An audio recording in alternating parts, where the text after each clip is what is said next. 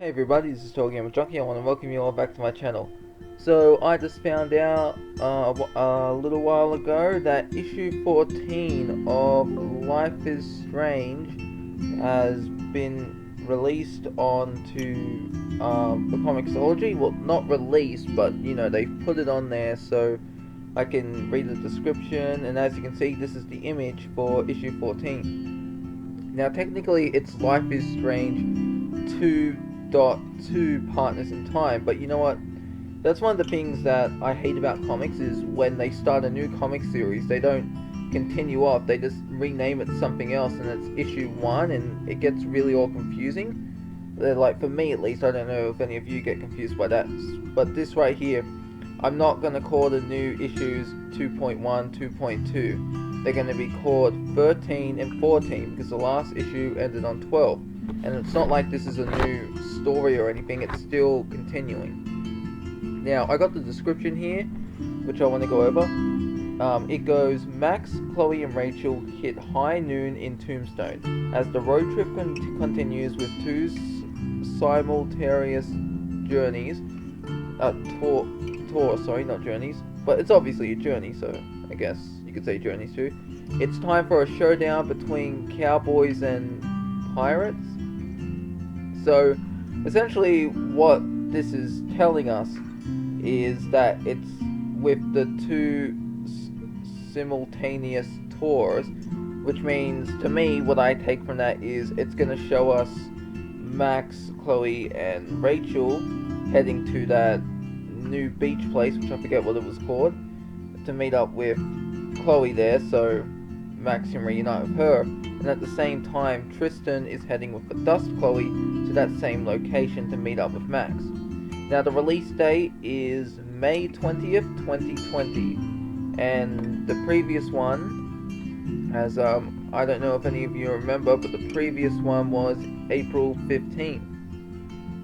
So we'll get this one, so this one will come out a month after issue 13. Now, one of the things that strike me as very interesting is the cover. As you can see, Max is sitting on a skull, and she's looking at the butterflies, and immediately this caught my eye. This is Chloe's tattoo on her arm. And if you compare the cover image to an actual photograph of Chloe's tattoo, you can see how strikingly similar they are. They got the skull and the butterflies, which is actually pretty interesting because Max got her powers from a blue butterfly in episode 1, and the fact that these butterflies are a part of Chloe's tattoo is quite interesting. And maybe it isn't just a random coincidence, mind you. Maybe there's more to it. Maybe this is because I've said it before, I'll say it again. I don't believe Max saving Chloe's life was the reason for the storm. I've said this numerous times, because why would Max have the power to rewind time if Chloe was meant to die? I just don't get that. So I never did believe that. I still don't believe that. I do believe that maybe something else changed, like maybe Max did something when she got her powers and it changed something else, and maybe someone else died in the process and this threw everything off balance, and the world had to compensate for this death and multiply it or something, you know what I mean? Just like, what I mean by is, for example, if Nathan shot Chloe, then then the police would come and they'd be arrested.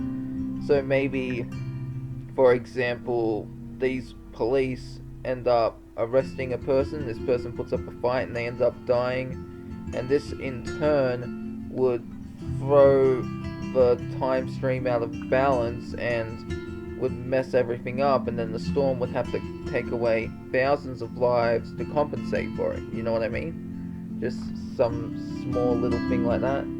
So anyways, that's really all I wanted to tell you. I'm actually planning on uploading another video in a little while, and I hope you all enjoyed this one. Let me know what you think in the comments below. Are you excited for the new arc called Partners in Time? Are you really not interested? Do you think we'll ever get a prize field? Let me know in the comments below. This is TotalGamerJunkie signing off.